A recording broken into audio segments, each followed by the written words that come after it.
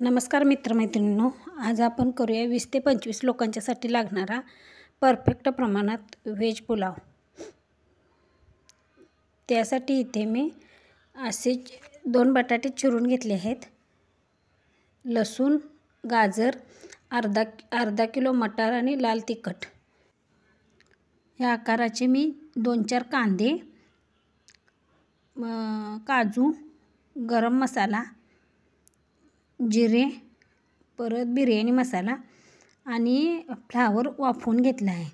आता इथे पातेल्यात मी पाणी ठेवले आहे, गरम होण्यासाठी पाणी ठेवले आहे। आता हे पाणी गरम झाले आहे, मी काढून घेत आहे।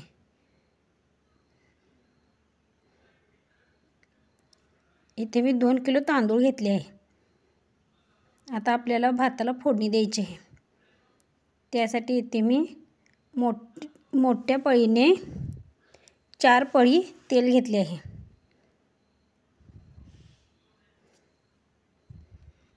आता आपल्याला तेल गरम होऊ द्यायचे आहे। आता आपले इथे तेल गरम झाले आहे, त्यामध्ये मी कांदा टाकत आहे।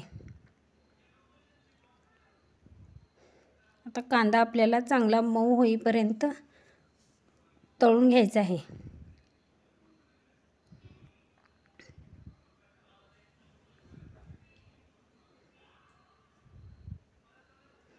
आता कांद्याला आपण झाकून ठेवूया।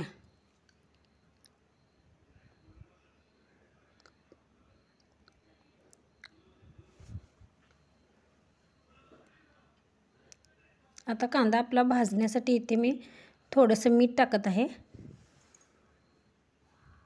कारण आपला कांदा जास्त प्रमाण असल्यामुळे। आता लसूण टाकून घेतला आहे, लसूण पण चांगला फ्राय करून घ्यायचा आहे।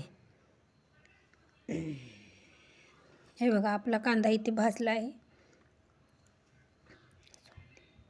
आता इथे जिरे टाकायचे आहे,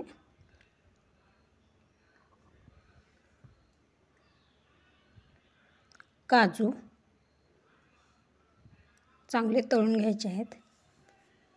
आता इथे मी गाजर आणि मटर टाकत आहे।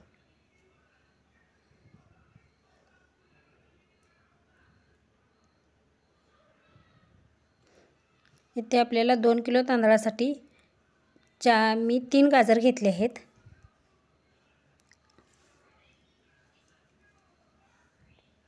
आता इथे धुवून ठेवलेला बटाटा टाकत आहे। आता आपल्याला सर्व भाज्या मऊ होईपर्यंत शिजवून घ्यायच्या आहेत।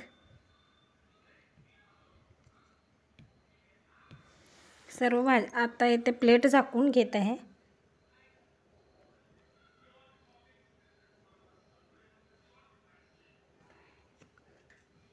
हे बघा, आपल्या सर्व भाज्या चांगल्या भाजून झाल्या आहेत, तळून झाले आहेत।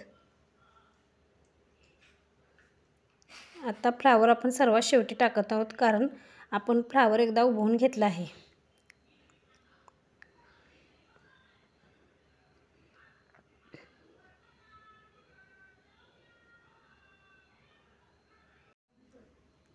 हे बघा, आपल्या इथे भाज्या सर्व तळून झाल्या आहेत। आता यामध्ये गरम मसाला आणि बिर्याणी मसाला टाकून घ्यायचा आहे आणि लाल तिखट थोडेसे टाकून घ्यायचं आहे। गरम मसाल्याचे मी इथे 20-20 रुपयाचे पाकिट घेतले होते।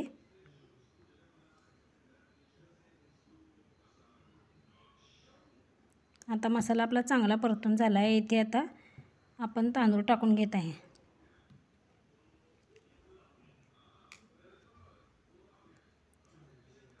आता आपल्याला तांदूळ एकसारखे परतून घ्यायचे आहे।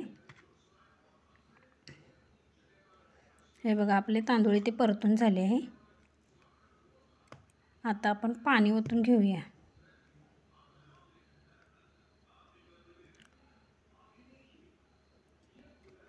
आणि एकसारखे हलवून घेऊया।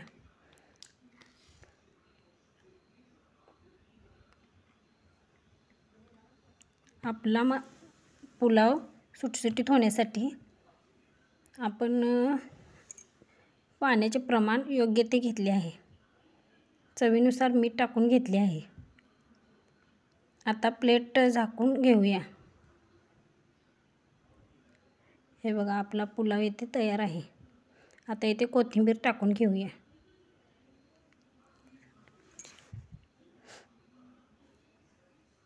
हे बघा आपला पुलाव शिजला आहे. आता आणि परत एकदा झाकून ठेवूया.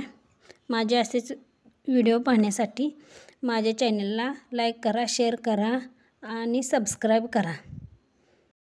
आणि घंटीचे बटन दाबायला विसरू नका. थँक्यू.